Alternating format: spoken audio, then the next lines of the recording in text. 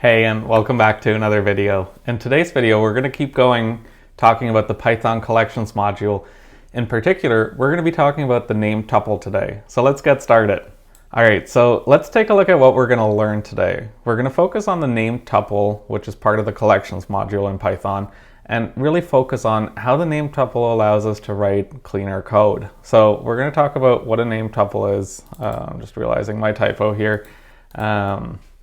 We're going to talk about how a named tuple is different from regular tuples, when to use a named tuple over a dictionary or a regular tuple, and how to use the powerful methods and arguments that a named tuple really provides. So before we dive into that, let's take a look at what a regular tuple is. And while they're great, let's talk about some of the challenges that we might have with that. So I'm just going to be really vain here, create a tuple called Nick, because it's all about me. I'm going to put in my name here, I'm going to put in my age, I'm going to put in my location, and also my website here. So we have this tuple here. Now, remember, tuples are immutable, they're ordered, however, so we can access our name here by actually accessing that index position, and we don't need to worry about that changing because they're fixed. So if we wanted to access the name, we would need to access that index position. So in this case, because we've just written the code, because the tuple is quite small, we're able to immediately discern that to access the name, we need to access the 0th index here.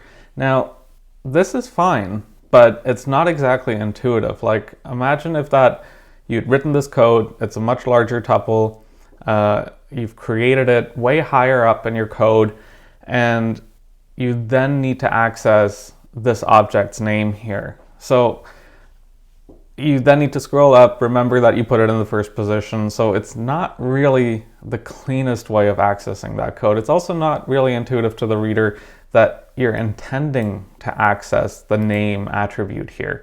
So how can we improve upon this? Well, one very simple way is to turn this into a dictionary. So we could recreate this entire thing as a dictionary. So we can pass in name is equal to Nick, the age is 33, the location is in Toronto, and the website is datagy. So now when we have this created, we're actually able to access the name or the location using its key. So in this case, if we wanted to access the name, we could just access that key's value. So when we run this now, we can see, okay, we really wanted to access this name key of that dictionary, which makes it clear to whoever is reading your code that it wasn't really about the position, it was about the value of that data, or the meaning of that data that attribute's providing.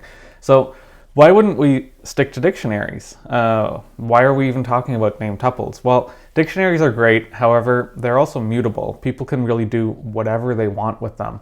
One of the great things about tuples is that they aren't mutable, meaning that once you create them, it's really difficult to change them unless you delete the entire tuple and create a new one. This isn't true for dictionaries, so really at any point we could go in and mutate this and change its meaning entirely. So being able to work with tuples has really great advantages. However, regular tuples, like we've shown here, don't provide that same level of value that a dictionary provides in being able to access the name of something. And this is where named tuples come in. So let's take a look at them. Let's import a named tuple, see what we're dealing with, and explore them a little bit, and then see how we can maximize their potential to make our code that much cleaner. So first we'll import them. So from collections, import named tuple. So what is a named tuple? A named tuple is actually a factory function that allows us to create this object. So what I mean by that, it's the collections module. We can now create these named tupled objects by actually just declaring what this named tuple should look like. So in this case, I'm going to create this named tuple class of person. So we're going to do this by passing in named tuple. The first argument is going to be what we want to call it. It makes sense to call it the same as the class that you're creating it as. So we're going to call it person here. And then you pass in a list of the attributes that you want it to have. So think of these attributes as the same as our keys in the dictionary, except that we're not going to be able to change them as easily once we've actually created it. So we're going to pass in name, age, location, and website. So now that we've created this, let's take a look at what happens when we just print out person. We can see that it creates this person class here. All right, so now that we have this person class declared here, we can actually go ahead and create the same tuple that we had before. So we're going to create Nick. We're going to say it's a person. We're going to pass in Nick, the age, Toronto, and datagy here. So now that we have this created here, let's see what this actually looks like. We're going to print out Nick here. We can see immediately that it looks like a tuple other than this person declaration here. However, it has all of these name attributes. And before we dive into this, let's actually take a look at what happens when we print out the type of it. So we're going to print out type Nick. We can see that it's now this person class. Now, we do want to make sure that this is still related to a tuple and that we're really just expanding on a tuple. We can do this again by using the isSubclass function. We can see that this is true. Now, let's actually take a look at how we can extract some of these. So the simplest way of doing this is the way that we've always done it. Say we wanted to access the name, we can access the 0th index here. This returns Nick. Great. However, right now, this is no different than a regular tuple. So what if we wanted to be able to use those named attributes we've now just spent some time creating? We can actually just type dot name here. This returns the exact same thing. This, just as a dictionary made it explicit to be able to say the name the value we want to return when we pass in name is the value corresponding to that key. This is the same thing that happens here. However, the really cool thing is that if we now try to change this, say we want to make my name Joe, it doesn't let us do this. We're going to talk a little bit later about how to actually update the attributes. However, that's a very explicit operation. And unlike dictionaries, it's not something you can really do on the fly without putting deliberate thought into it or having it happen accidentally.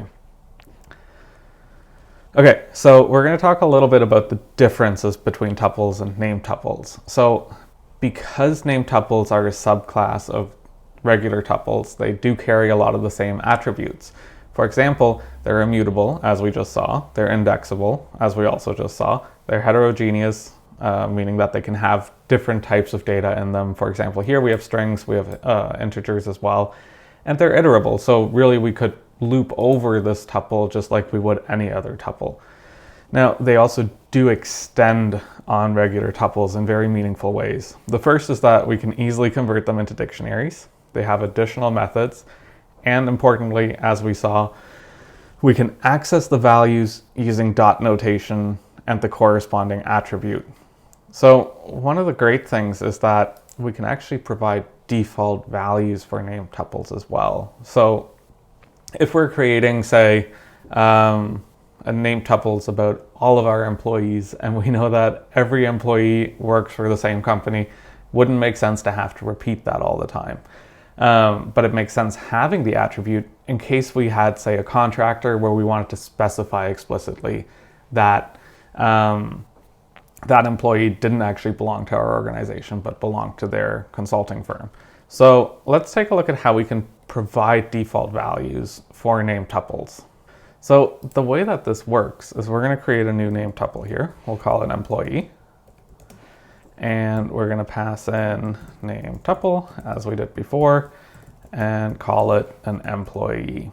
So now we're going to create a list of all of the regular values that we want to actually have in here. So we're going to pass in a list of, not Nick, we're going to pass in name, we're going to pass in age, we'll pass in location, and now we'll pass in the company here as well. So what we can do now actually is pass in a new parameter here called defaults. So when we do this, it expects another list of default values. So this is where it gets a little bit confusing.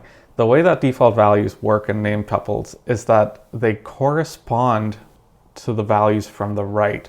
So for all of the values for which you want to have default values, you want to make sure that they're as far right as possible when you're declaring what the name tuple actually looks like. So what this means is if we wanted to pass in a default value for location and for company, we would simply pass in a 2-item list here. So let's say everybody's working for the datagy website, everybody's in Toronto and everybody's working for datagy.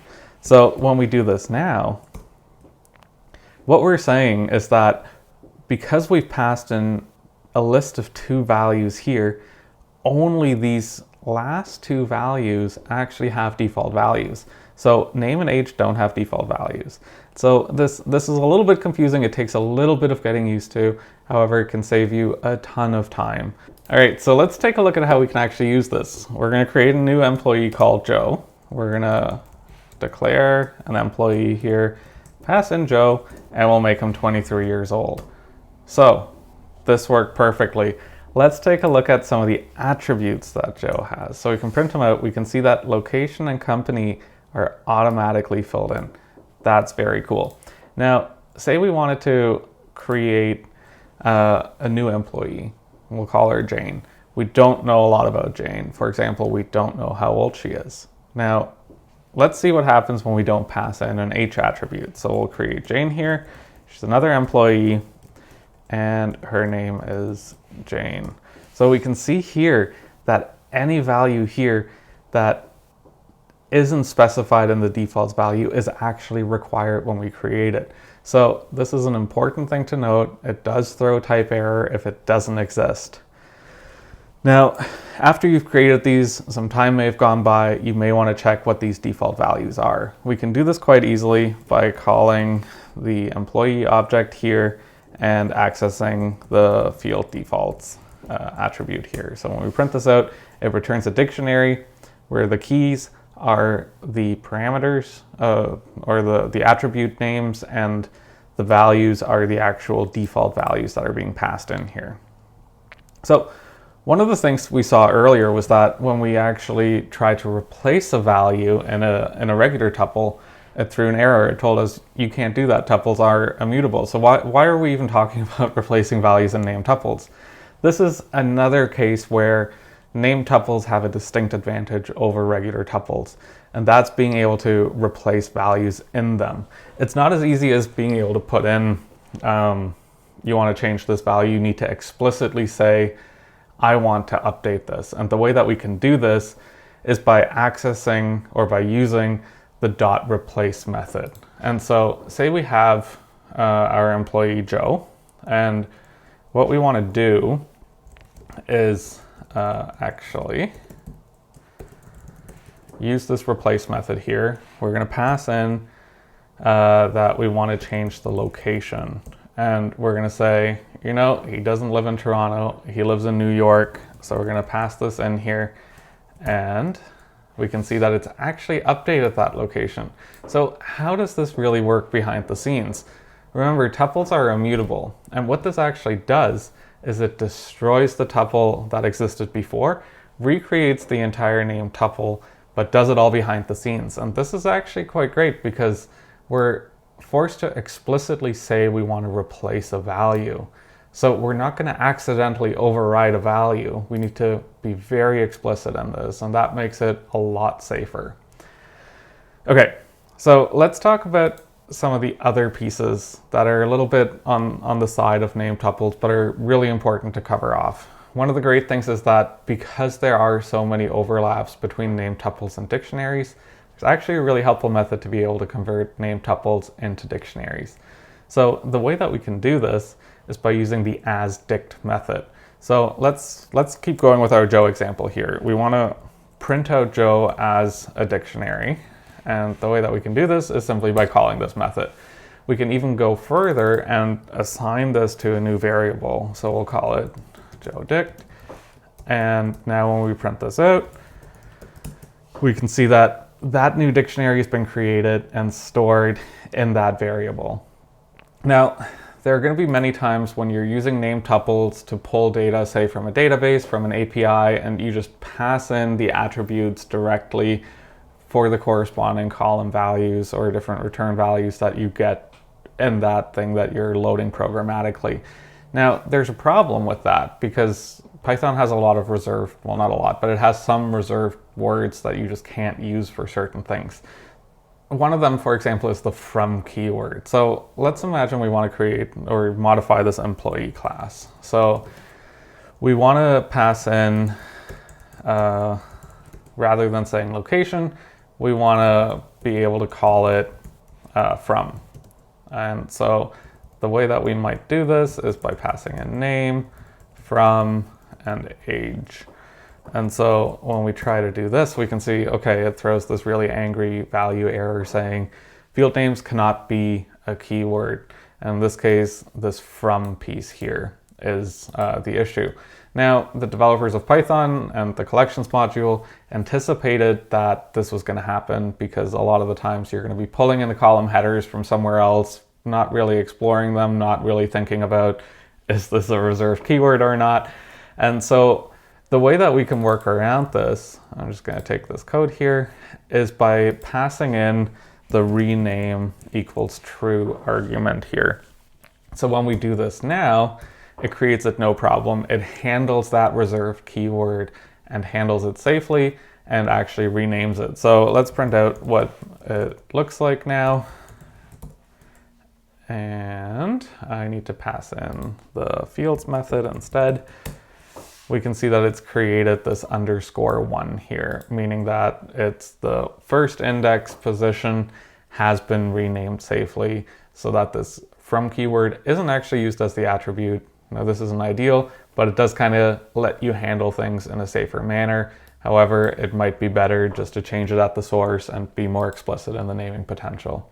So this covers off the named tuple. I hope you learned a lot from this video. If you did, please hit the subscribe button, hit the like button, leave a comment if you have any questions, and I'll see you in the next one. Thanks so much and have a great day.